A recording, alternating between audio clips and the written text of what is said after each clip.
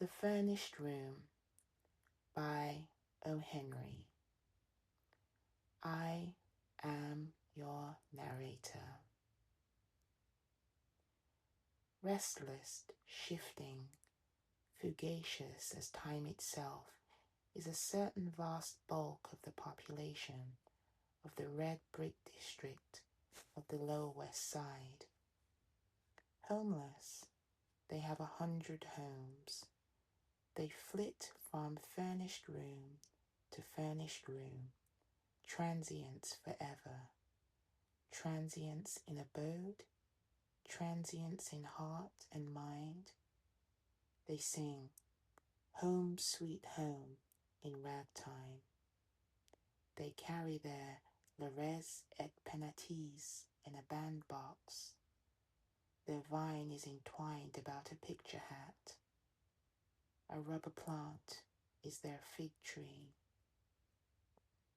Hence, the houses of this district, having had 1,000 dwellers, should have 1,000 tales to tell, mostly dull ones, no doubt.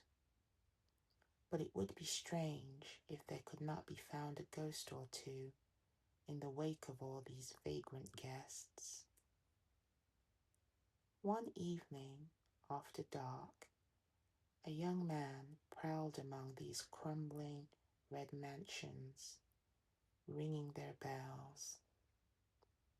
At the 12th, he rested his lean hand baggage upon the step and wiped the dust from his hatband and forehead.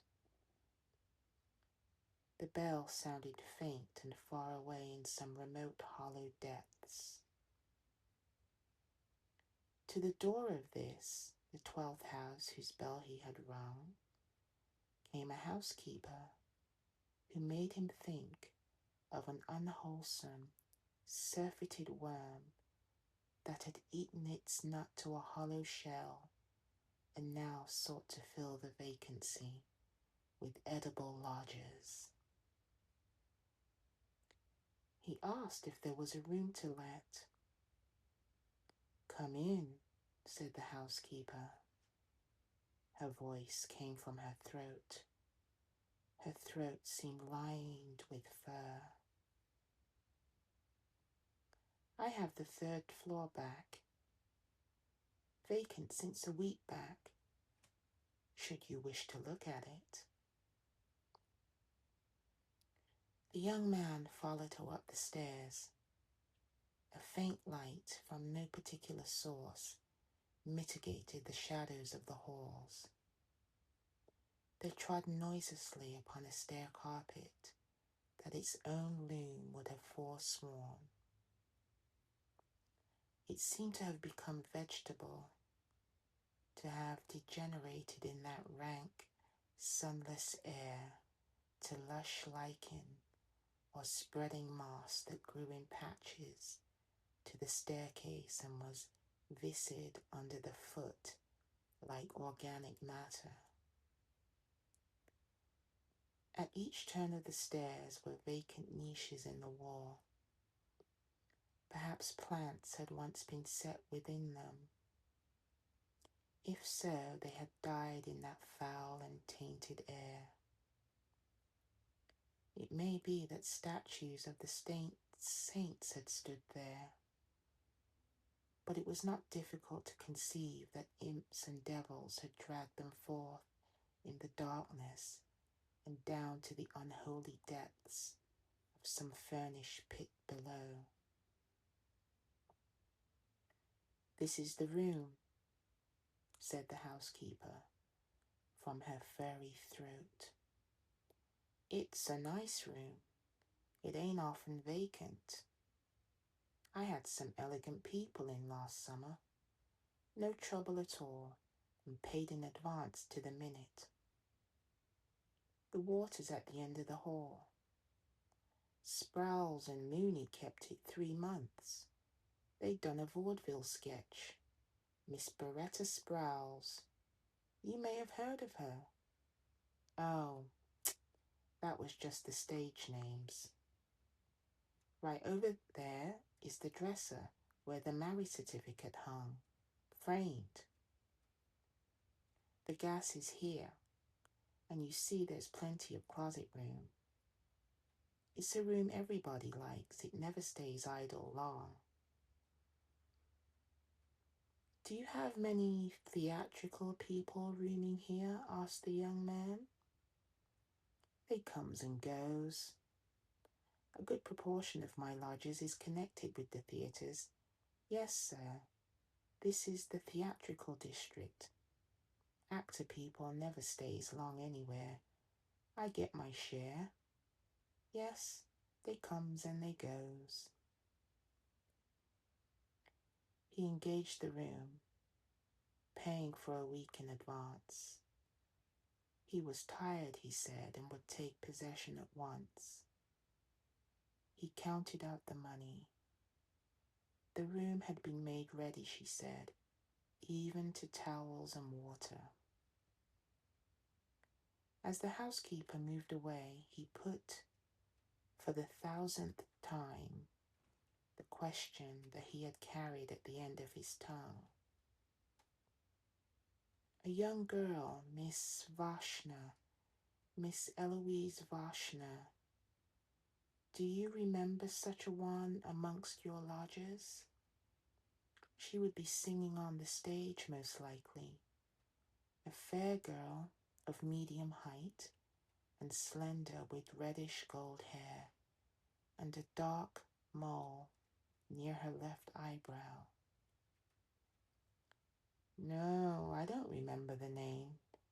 Them stage people has names they change as often as their rooms. They comes and they goes. No, I don't call that one to mind. No, always no. 5 months of ceaseless interrogation and the inevitable negative. So much time spent by day in questioning managers, agents, schools and choruses, by night among the audiences of theatres from all-star casts down to music halls so low that he dreaded to find what he had most hoped for. He who had loved her best had tried to find her. He was sure that since her disappearance from home, this great water-girt city held her somewhere. But it was like a monstrous quicksand, shifting its particles constantly, with no foundation, its upper granules of today buried tomorrow in ooze and slime. The furnished room received its latest guest with a first glow of pseudo-hospitality, a hectic, haggard, perfunctory welcome like the specious smile of a demi-rep. The sophistical comfort came in reflected gleams from the decayed furniture, the ragged brocade upholstery of a couch and 2 chairs, a foot-wide cheap pier glass between the 2 windows, from 1 or 2 gilt picture frames and the brass bedstead in a corner. The guest reclined inert upon a chair, while the room, confused in speech as though it were an apartment in Babel, tried to discourse to him of its diverse tenantry. A polychromatic rug like some brilliant, flowered rectangle, tropical islet lay surrounded by a billowy sea of soiled matting. Upon the gay papered wall were those pictures that pursue the homeless from one house to the next. The Huguenot lovers, the first quarrel, the wedding breakfast, Psyche at the fountain,